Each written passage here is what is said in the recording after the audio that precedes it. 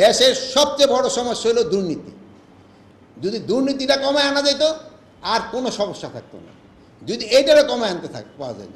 এই জন্য আমি বলি যে আমাকে 60 পকেটের সংখ্যা কমায় দেওয়া দরকার। বেশি পকেট থাকলে, যদি খালি পকেট থাকে সেরকম বলে দূর, এই পকেটটা তো খালি রয়ে গেছে।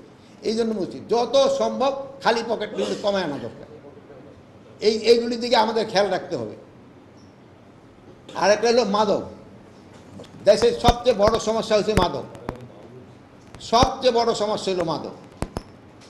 এটার ক্ষেত্রে আপনারা ওই এখন বলতেছেন যে ডিভিশনাল হেডকোয়ার্টারে আপনাকে ওই কী বলে সেন্টার করার জন্য, কি বলে ওই মাদক খেয়ে যে কী হয় জানি, হ্যাঁ নিরাময় কেন্দ্র।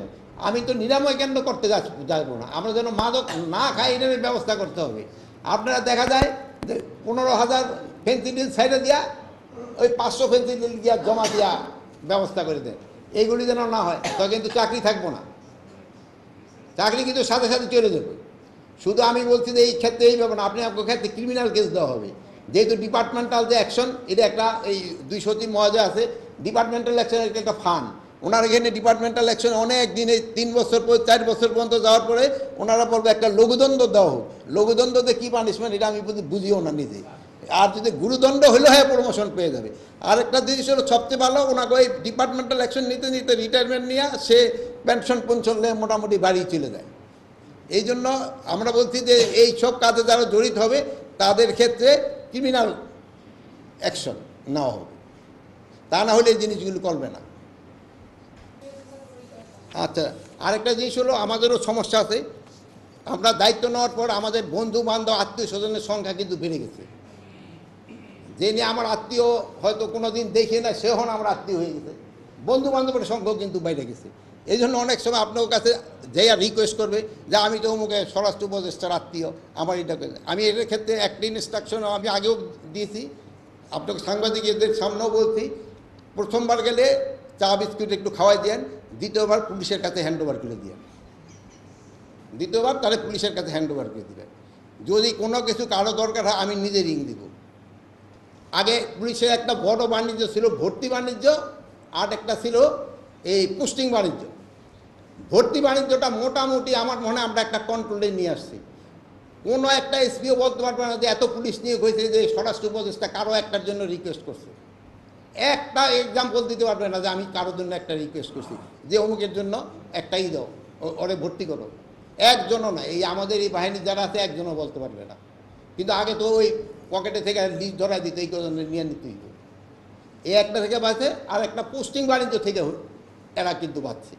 পোস্টিং বাণিজ্য এখন একটা কমিটির মাধ্যমে একটা পোস্টিং হয়, উপরের পোস্টিংগুলি, এটার থেকেও কিন্তু একটা কমছে। তো যে নিচে খাদ্য যে ওসি 2-4টা পোস্টিংয়ে অনেক ওরা পয়সা খায় কিনা এটা আমি অবশ্যই বলতে পারবো না, যেহেতু ডিস্ট্রিক্ট ওসি তো ওরা পোস্টিং করে ডিস্ট্রিক্ট দিয়ে যেটা ওনারা করে, এখন ওনারা খায় কিনা আমি বলতে পারি না, বাট আমি বলতে পারবো এটা অনেক কমছে।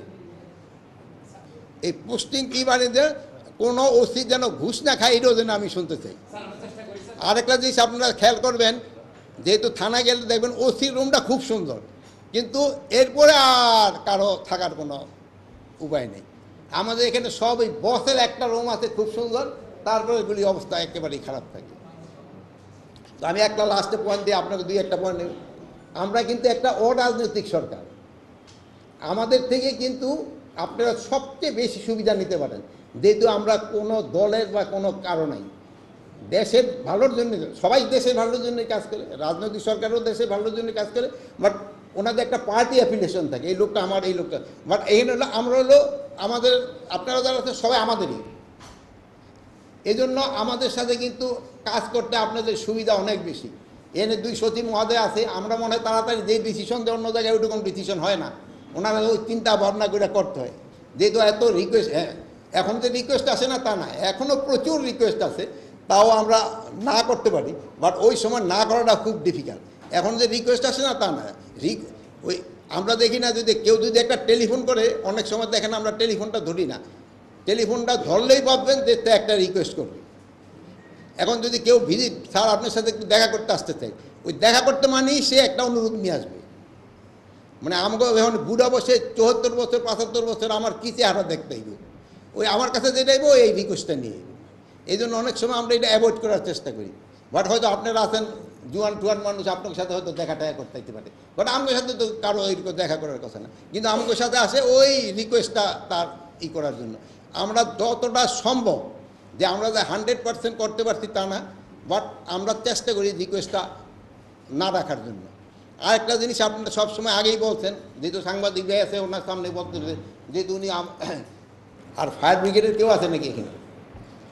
এই সিজনটা কিন্তু একটু এই ইসের পরে, মানে আমার এই গস্ত বাহিনীর ভিতরে সবচেয়ে ফায়ার ব্রিগেডের কাজই ছিল সবচেয়ে ভালো। সব বাহিনীর ভিতরে ফায়ার ব্রিগেডে সবচেয়ে বেশি ভালো কাজ করছে। তোমাকে এই কাজটা যেন জারি থাকে, এটা করতে হবে। এখন কিন্তু একটু আগুনের এটা কিন্তু প্রবণতা কিন্তু একটু বেড়ে গেছে এই সিজনগুলিতে, যেহেতু এখন তো ধরো বৈশাখ জ্যৈষ্ঠী মাস, চৈত্র মাস যদি পার হয়ে গেছে গা, বৈশাখ জ্যৈষ্ঠী মাসে কিন্তু আগুন হয় বেশি, এদিকে তোমাদের একটুখানি খেয়াল রাখতে হবে।